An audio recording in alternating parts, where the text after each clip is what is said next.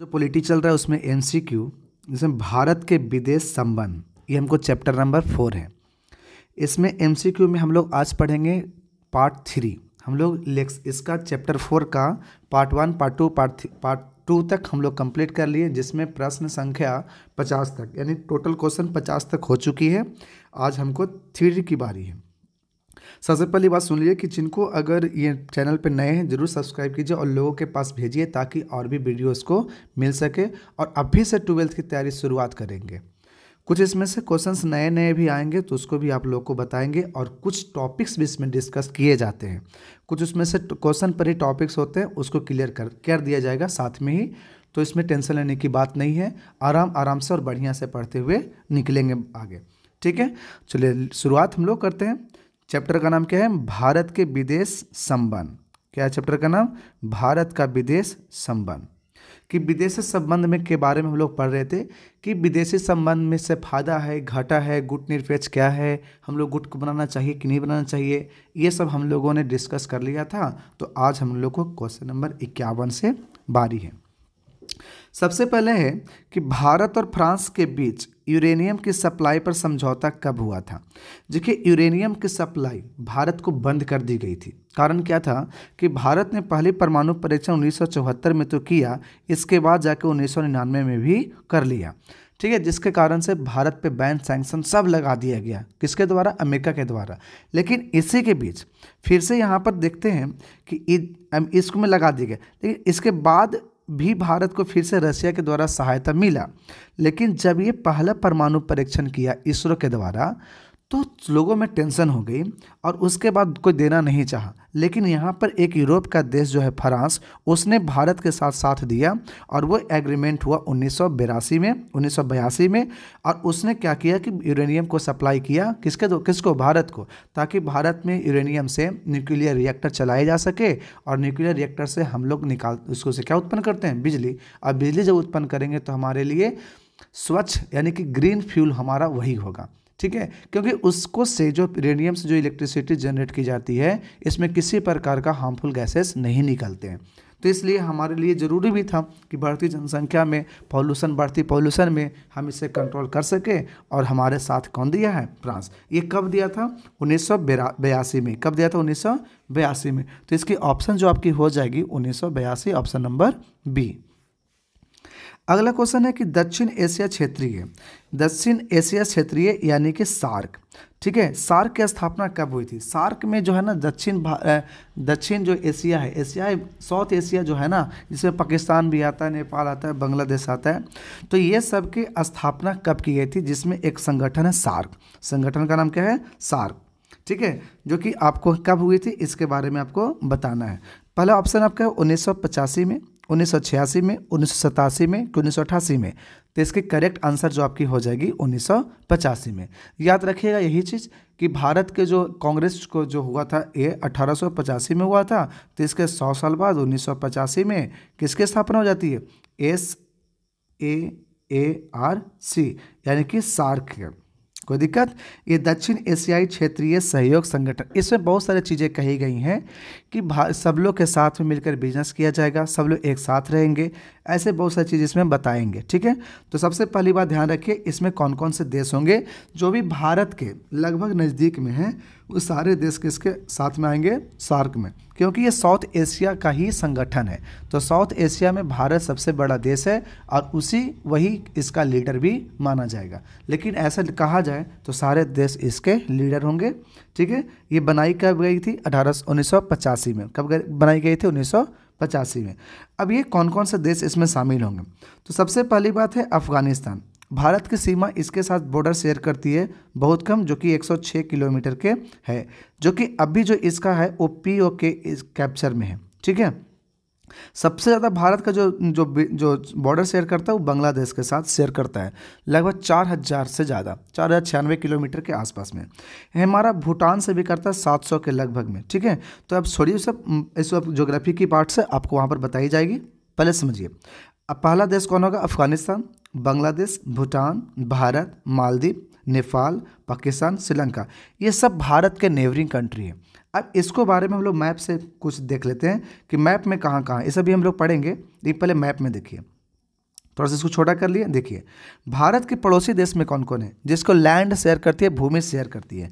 देखिए यहाँ पर ये मैप गलती दिखाई गई है, क्योंकि ये वाला जो है ना ये जो है ना ये अफगानिस्तान का है, ठीक है, और ये POK का एरिया है, ठीक है ना, ये अफगानिस्तान का टच किया हुआ है। ये गलत मैप है, ये मैप को सही नहीं माना जाएगा, ये मैप क्या है, गलत है।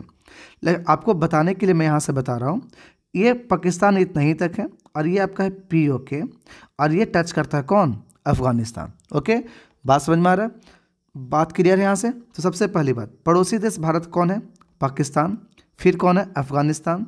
चाइना को छोड़ करके, ये पड़ोसी देश है हमारा, लेकिन चाइना को क्या करना, छोड़ देना है।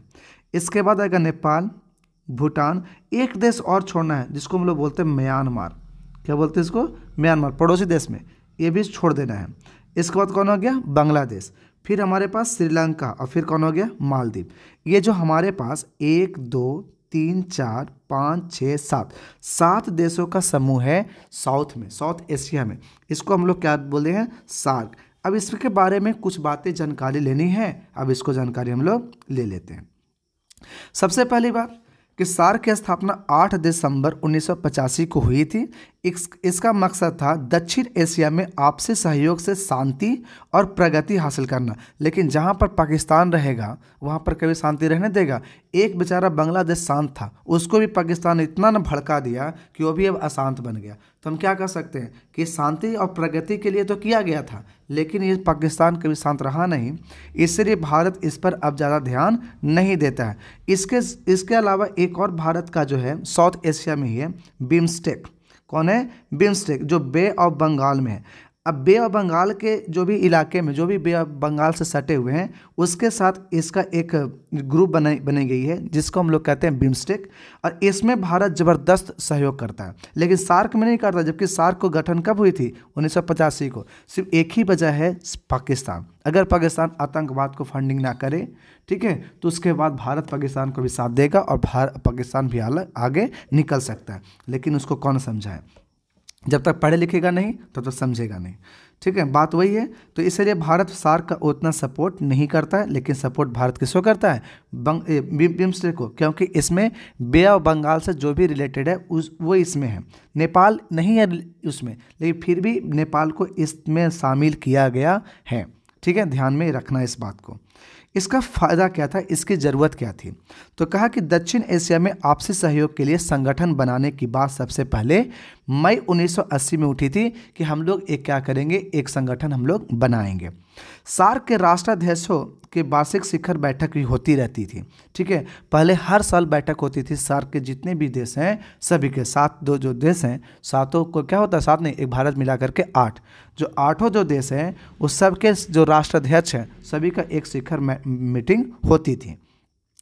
इसका सार्क का सचिवालय कहाँ है, काठमांडू। कहाँ है, काठमांडू, यानी कि नेपाल में। सार्क के वर्तमान महासचिव एसाला रूपवान यानी कि बीराकुन है, जो एक श्रीलंकाई राजनयिक हैं, ठीक है, श्रीलंका के हैं। सार्क शिखर सम्मेलन की मेजबानी करने वाला देश उस बैठक के अध्यक्ष की भूमिका निभाता है। अब अध्यक्ष की भूमिका कौन निभाता है, जैसे इस साल जो होने वाला है सार्क का, वो कहाँ होता है वर्तमान में, श्रीलंका में। तो श्रीलंका में अगर होगा तो उसका जो अध्यक्ष महासचिव है, अगर मान रहे हैं, देखो महासचिव है श्रीलंकाई राजनयिक, लेकिन जरूरी नहीं है कि अध्यक्ष अभी श्रीलंका का हो।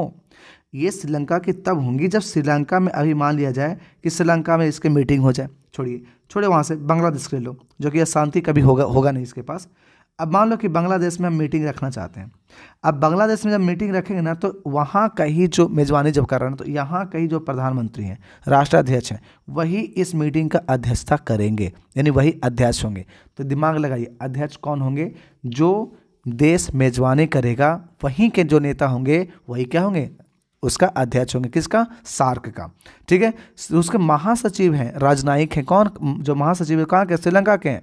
तो श्रीलंका के अध्यक्ष जरूरी नहीं है कि वही होंगे, मेजबानी जहाँ से होगा वही होगा, ठीक है। अब ये सार्क बता देंगे। बिम्स्टेक के बारे में आपको लिखना है कि इसमें से कौन कौन से देश आते हैं बिम्स्टेक में। ये बे ऑफ बंगाल से रिलेटेड है, जो भी बे ऑफ बंगाल से करीबी में है उन्हीं के लिए बिम्स्टेक बनाया गया है।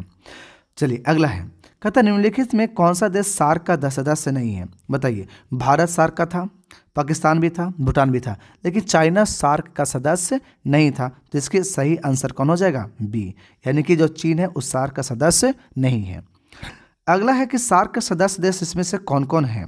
भारत हाँ है, पाकिस्तान है, बांग्लादेश है, यानी कि इसमें से तीनों हैं। तो इसके आंसर कौन से हो जाएगी? उपयुक्त सभी। आपका क्वेश्चन है सार्क का मुख्य उद्देश्य क्या था? सार्क बनाने का जरूरत क्या पड़ी? इसका उद्देश्य क्या था?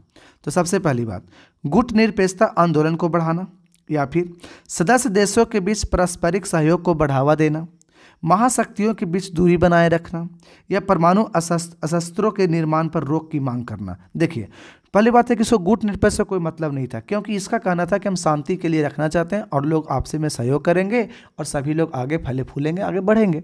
लेकिन यहाँ पर बात गुट की है, तो गुट की बात कभी कोई किसी ने नहीं कहा कि आप किस गुट में जाओगे कि नहीं जाओगे, इससे कोई मतलब नहीं है। खाली हम लोग का एक ग्रुपिंग है जिसमें हम लोग सभी लोग मिलकर के आगे बढ़ने की राह देखेंगे। ठीक है। दूसरी बात कि सभी सदस्यों के बीच पारस्परिक सहयोग, हाँ इस बात को कहा गया था, यही उद्देश्य था कि शांति भी रखेंगे और सभी एक दूसरे के सहयोग से आगे हम लोग बढ़ेंगे। तो इसकी आंसर तो बी हो जाएगी।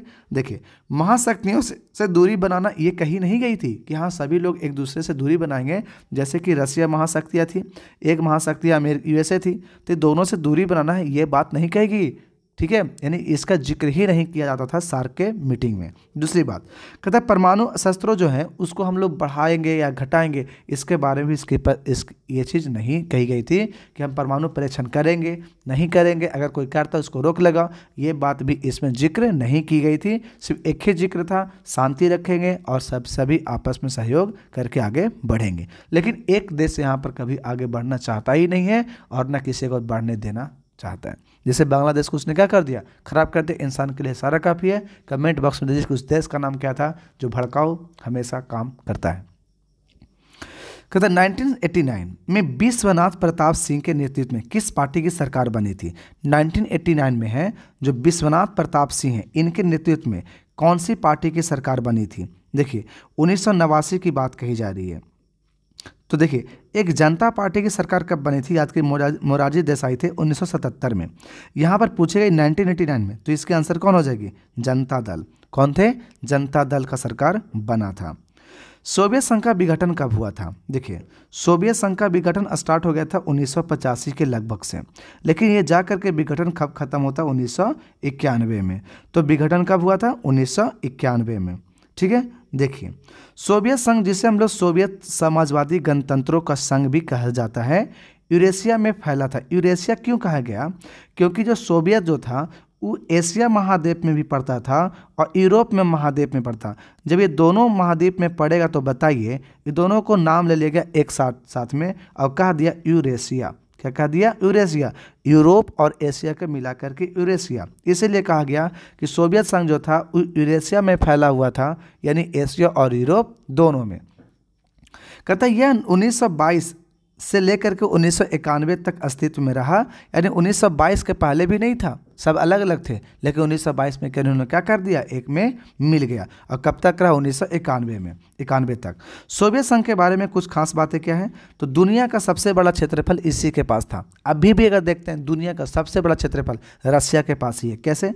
तो कोड याद रखिएगा, कोड था रूस को अचीव कर लो आभा, अचीव कर लो आभा, ये कोड है।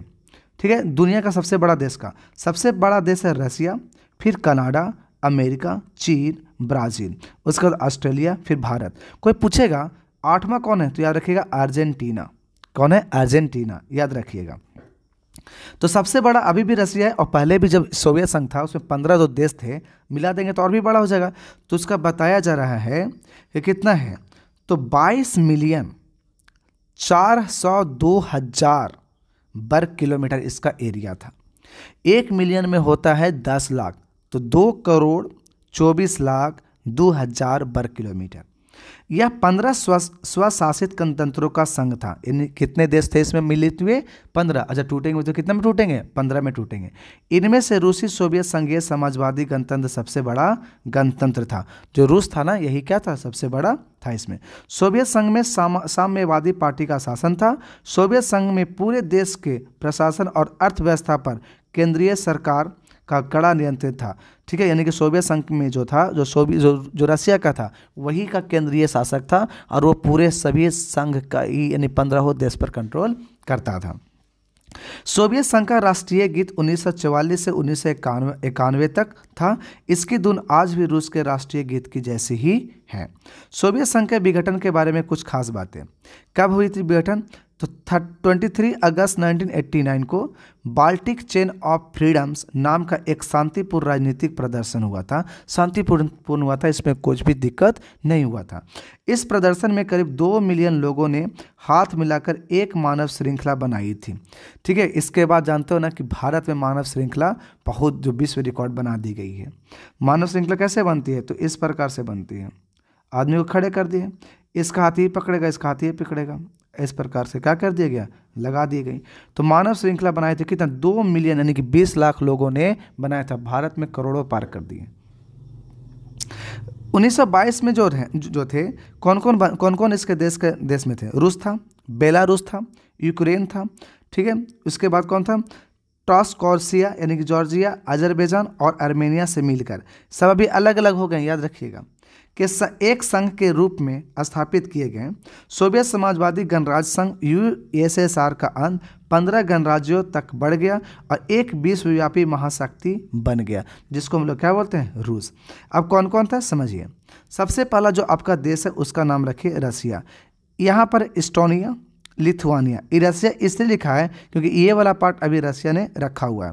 Latvia, Belarus, Moldova, Ukraine, Georgia, Armenia, Azerbaijan, Turkmenistan, Uzbekistan, Kazakhstan, Kyrgyzstan, Tajikistan, ये जो हैं 15 देश, यही आपका क्या है? यूएसएसआर से टूट करके बना है। मंगोलिया चाइना नहीं है, याद रखिएगा। Estonia, Lithuania, Latvia, Belarus, Moldova, Ukraine, Georgia, Armenia, Azerbaijan, Turkmenistan, Uzbekistan, Kazakhstan, Kyrgyzstan, Tajikistan, ये जो देश है ना, ये किसके हैं? तो सारे के सारे रसिया के यूएसएसआर के पार्ट्स हुआ करते थे। चलिए अब आगे हम लोग देखते हैं अगले क्वेश्चन। आपको यहाँ पर नंबरिंग के आधार पर दिए गए, तो आप इसमें क्या करेंगे? भरेंगे कि 1 नंबर में कौन सा राज्य, कौन सा देश अभी बना है, 2 में कौन सा है, 3 में कौन है। आपके पिछले वाले में हम इसमें बताए हैं। ठीक है, आप यहाँ से क्लियर कर सकते हो कि एक जो बोला गया अजरबैजान को, दूसरा किसको बोला गया? आर्मेनिया को। इस प्रकार से आप कमेंट बॉक्स में 1, 2, 3 के हिसाब से आप इसको लिखेंगे। अगला क्वेश्चन है ताशकंद समझौता कब हुआ? देखिए ताशकंद जो है ना, आज उज्बेकिस्तान जो है ना, पहले यूएसएसआर में हुआ करता था, क्योंकि 1922 से लेकर के 1991 में हुआ तो यूएसएसआर था। और ये जो ताशकंद समझौता जो हुआ था 1966 में हुआ था, तो हम तो कहेंगे ना कि यूएसएसआर में हुआ था, सोवियत संघ में हुआ था। और इस वक्त हम कहेंगे कि रसिया ही कमांड था। लेकिन आज के डेट में जब ये विघटन हो गया है, तो ये जो ताशकंद जो है वो किस देश में है? तो ये उज्बेकिस्तान में। कहाँ पर है? उज्बेकिस्तान में। तो इसमें जो समझौता कब हुए थे? 1966 में। और यहीं पर लाल बहादुर शास्त्री के हमारे द्वितीय प्रधानमंत्री का निधन हुआ था। आकस्मिक निधन यहाँ पर हो गया था। बहुत दुख की बात होती है। इसका आज तक भी इस पर कोई चर्चा नहीं की गई कि यहाँ कैसे हुआ था। कोई भी इस पर खोज खबर नहीं हो पाया। चलिए खैर, ताशकंद समझौता के मुख्य बातें क्या थी बताइए। भारत पाकिस्तान एक दूसरे पर आक्रमण नहीं करेंगे एवं विवादों को शांतिपूर्वक समाधान करेंगे। सही बात है। भारत पाकिस्तान को व्यापार की बढ़ावा देंगे। इसकी बात ही नहीं थी व्यापार करो ना करो, उसकी कोई मतलब नहीं थी। मतलब इतना थी कि दोनों एक दूसरे को क्या करेंगे? समझौता करके शांति समझौता करेंगे और लड़ाई झगड़ा नहीं करेंगे। क्योंकि 1966-65 में ही क्या किया था? पाकिस्तान लड़ाई किया था। पाकिस्तान के बहुत ज़्यादा बुरी तरीके से हार हो गई थी। ठीक है, तो अब फिर भारत पाकिस्तान आतंकवाद पर रोक लगाएंगे, ये भी बात नहीं कहेंगे, क्योंकि भारत तो रोक लगा देगा, लेकिन क्या लगता है पाकिस्तान लगाएगा? क्योंकि उसका तो नाता उसी से चलता है। ठीक है, तो इस प्रकार से पाकिस्तान कभी भी आतंकवाद पर रोक नहीं लगाता है। शिमला समझौता कब हुआ था? देखिए शिमला समझौता, देखिए जब 1971 में जब पाकिस्तान से फिर लड़ाई हो गई और बांग्लादेश को आज़ाद करवा दिया गया, तो इसको समझौते के लिए 1972 में समझौता किया गया। कहाँ पर? शिमला में, जो कि इंदिरा गांधी इधर से थे। तो इसके आंसर कौन हो जाएगी? 1972। शिमला समझौता कब हुआ था? 1972 में। रंग भेद की नीति निम्नलिखित में से किस देश में देखने को मिलता है? देखिए रंग भेद नीति, याद कीजिए नेल्सन मंडेला कोई वहाँ पर रंग भेद नीति के खिलाफ लड़े थे, जहाँ महात्मा गांधी पहले लड़े थे, इसलिए नेल्सन मंडेला को दक्षिण अफ्रीका को महात्मा गांधी कहा जाता है। ठीक है, तो बताइए कहाँ के होंगे रंग भेद नीति? तो याद रखिएगा दक्षिणी अफ्रीका का। रंग भेद नीति में किस देश को देखने को मिलते हैं? दक्षिणी अफ्रीका को। अगला है भारत पाकिस्तान के बीच जहाज रानी समझौता कब हुआ था? भारत पाकिस्तान के बीच जहाज रानी समझौता कब हुआ था? ठीक है, तो याद रखिएगा 1975 में। कब हुआ था? 1975 में। भारत पाकिस्तान के बीच जहाज रानी समझौता कब हुआ था? 1975 में। भारत बांग्लादेश के बीच शांति सहयोग और मैत्री को 25 वर्षीय संधि कब हुई थी? जिसमें 25 साल तक हम लोग साथ रहेंगे, ऐसी बात कही गई थी। कौन से वर्ष हुआ था? 1971, 1972, 1975, 1980। तो याद रखिएगा जिस वक्त हमारा कौन थे? मुजीबुर रहमान थे। तो याद रखिए 1972 में यहाँ पर बांग्लादेश और भारत के बीच संधि होती है 25 वर्ष का। 1974 में पहला पोखरण परमाणु परीक्षण के समय भारत के प्रधानमंत्री कौन थे? 1975 में लगाने वाली कौन? आपातकाल इंदिरा गांधी। तो कौन होगी? याद रखिए इंदिरा गांधी 1974 में भारत के प्रधानमंत्री थी। जवाहरलाल नेहरू ने भारतीय विदेश नीति का प्रमुख आधार निम्नलिखित में से किसे बनाया था? जवाहरलाल नेहरू ने भारतीय विदेश नीति का प्रमुख आधार निम्नलिखित में से किसे बनाया था? शांति को, कि बिल्कुल बात है विदेश नीति में शांति होगी, मित्रता होगी, समानता होगी। इस प्रकार से इसके आंसर कौन से हो जाएगी? सभी हो जाएगी। भारत द्वारा गुट निरपेक्षता की नीति का पालन किए जाने के कारणों के संबंध में, ठीक है, कि क्या वजह था कि भारत ने गुट निरपेक्ष भारत था, यानी किसी गुट में सम्मिलित नहीं होना चाहता था, इसके कारण क्या थी? इसके बारे में पूछा जा रहा है। विश्व में शांति व्यवस्था को बढ़ावा देने के लिए किसी गुट में शामिल नहीं होंगे, पहली बात। फिर दूसरा बात क्या है कि अपना स्वतंत्र विचार बनाए रखेंगे, सही बात है। अपनी आर्थिक विकास कार्यक्रम में विदेशी सहयोग प्राप्त करने के लिए, गलत। ये चीज़ देखिए इसलिए कहता था ना कि देखिए कि भारत जो है ना कि विश्व शांति को बढ़ावा रहेगा और किसी गुट में शामिल नहीं होगा। ठीक है, तो इसका हमको कहना क्या मतलब है कि इसमें सही आंसर कौन होगी, ये आपको बताना है।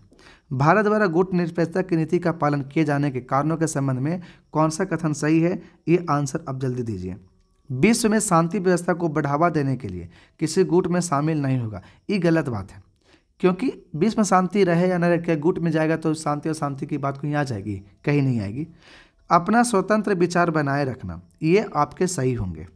आंसर कौन हो जाएगा इसका? बी, कि अपना स्वतंत्र विचार बनाए रखेंगे, हम एक दूसरे से कोई मतलब नहीं होंगी। ठीक है, कि हम दूसरे के ग्रुप में नहीं जाएंगे, हम सभी से बराबर कहेंगे और अपना काम हम खुद से भी करेंगे। ठीक है, यानी कि अपना स्वतंत्रता विचार को बनाए रखेंगे। हम इससे जो कहते हैं हम सोवरेन कंट्री हैं। ठीक है, किसी की बात नहीं मानेंगे। ठीक है, हमारी मर्जी होगा मानेंगे, नहीं मर्जी होगा नहीं मानेंगे।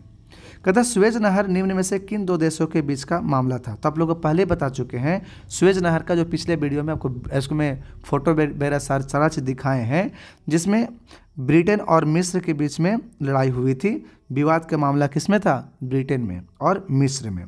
ये किन दो महासागरों के बीच में जोड़ती थी? आपको इसको कमेंट बॉक्स में देनी है। तो इसका आंसर आप लोग जानते होंगे कि भूमध्य सागर और फिर लाल सागर। निम्नलिखित में से भारत किसका हमेशा विरोध करता है, बताइए? उपनिवेशवाद का, बिल्कुल। कॉलोनिज्म का विरोध किया है कि कोई दूसरे देश दूसरे में जाकर के अपना रंग नहीं जमा ले। रंग भेद को नीति को बिल्कुल विरोध किया है। आतंकवाद को तो कड़ा विरोध करता है। तो इस प्रकार से कहेंगे भारत जो है ये सभी को विरोध करता आया है।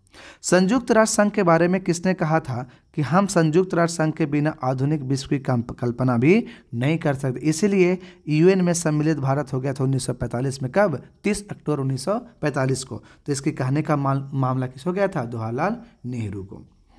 1974 में एशियाई संबंध सम्मेलन कहाँ आयोजित की गई थी? 1974 में एशियाई संबंध सम्मेलन कहाँ की गई थी? नई दिल्ली में। कहाँ की गई थी? नई दिल्ली में, याद रखेंगे। बांडुंग सम्मेलन कब हुआ था? बांडुंग सम्मेलन कब हुआ था? ये हुआ था 1956 को। कब हुआ था? 1956 को। इसके बारे में पढ़ लीजिए। बांडुंग सम्मेलन एशिया और अफ्रीका के देशों के नेताओं की बैठक थी।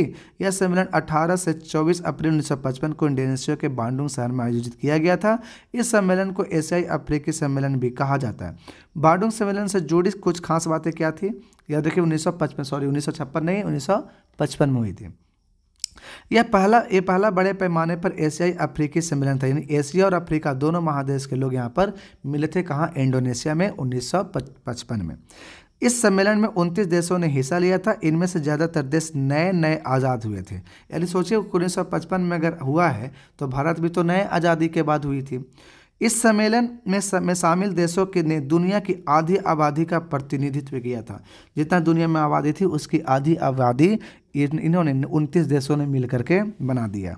इस सम्मेलन में भारतीय प्रधानमंत्री जवाहरलाल नेहरू और बर्मी प्रधानमंत्री यूएन और मिस्र के राष्ट्रपति गमला अब्देल नासिर और चीनी प्रधानमंत्री विदेश मंत्री झोउ एनलाइक ने हिस्सा लिया था। इस सम्मेलन में बांडुंग के 10 सिद्धांत तय हुए थे। इन सिद्धांतों को गुट निरपेक्षता की नीति को मुख्य उद्देश्य के रूप में अपनाया गया कि कोई भी गुट निरपेक्ष में नहीं रहेगा, कोई गुट नहीं बनाएगा, कोई गुट में नहीं शामिल होगा कि कोई एक दूसरे को आंख दिखाने लगे। ठीक है, ये गुट निरपेक्षता को सब लोग सपोर्ट किया कि सब लोग गुट निरपेक्ष रहना पसंद करेंगे। इस सम्मेलन ने एशियाई और अफ्रीका के देशों में अपनी आज़ादी का दावा करने की मदद की। ठीक है, बात समझ में आ गया कि इस सम्मेलन में इन्हें एशिया और अफ्रीका के देशों को अपनी आज़ादी का दावा करने में मदद की कि हम लोग क्या हुआ कि हम लोग अब आज़ाद हो चुके। अब सभी लोगों ने हमारे देश का रिकॉग्नाइज कीजिए कि हम भी एक नए देश के रूप में हैं। जैसे 1971 में जब ये बांग्लादेश को भारत ने अलग किया तो अमेरिका इसको कहता नहीं था कि ये देश अलग है, कहता था पाकिस्तान है। लेकिन बाद में फिर से जब ये सिचुएशन सुधरने लगी तो बाद में ये अमेरिका ने भी बांग्लादेश को एक देश का दर्जा दिया। तो इसी प्रकार से कहा कि जो नए नए आज़ाद हुए तो अब कहने लगे कि हम भी अब आज़ाद हो गए, आज सब लोग हमको दर्जा दीजिए। भारत में नेहरू युग कब से कब माना जाता है? जब तक वो आज़ाद हुए थे और जब तक उनका डेथ हुआ था 1947 से लेकर 1964 में। चीन में साम्यवादी शासन की स्थापना कब हुई थी? 1949 में। ये बहुत खतरनाक शासन है। पंचशील समझौता के समय चीन के प्रधानमंत्री कौन थे? बताइए, भारत में तो कौन होंगे? 1955 कब हुई थी? 55 में हुई थी, जो 60 तक चली थी। कौन होंगे इस समय भारत के प्रधानमंत्री? पंडित जवाहरलाल नेहरू। लेकिन चीन के कौन थे प्रधानमंत्री? चाओ इन लाई। कौन थे? चाओ इन लाई। कहता है गोवा के पुर्तगाल से आज़ादी के समय भारत के प्रधानमंत्री कौन थे? तो 1961 में हुआ था और उस पर प्रधानमंत्री कौन थे? पंडित जवाहरलाल नेहरू। क्योंकि 1964 तक पंडित जवाहरलाल नेहरू प्रधानमंत्री के पद पर रहे हैं। तो 1961 में कौन आज़ाद हुआ था? गोवा। इसीलिए ये कहेंगे प्रधानमंत्री कौन होंगे? पंडित जवाहरलाल नेहरू। लाल बहादुर शास्त्री का निधन कहाँ हुआ था? ताशकंद में। ये बताए थे अभी, उज्बेकिस्तान में है। पानी के बंटवारे को लेकर भारत श्रीलंका समझौता कब हुआ था? बताइए, 1974, 1980, 1987, 1990। तो भारत और श्रीलंका के बीच समझौता जो हुआ था वो 1974 में हुआ था। इस प्रकार से अब इतना ही होगी। इसको ज़रूर सब लोग देखिए और सब लोगों के पास भेजिए। सब्सक्राइब जरूर कीजिएगा। आगे इसको हम अगला वीडियो लाने का प्रयास करेंगे। Thank you.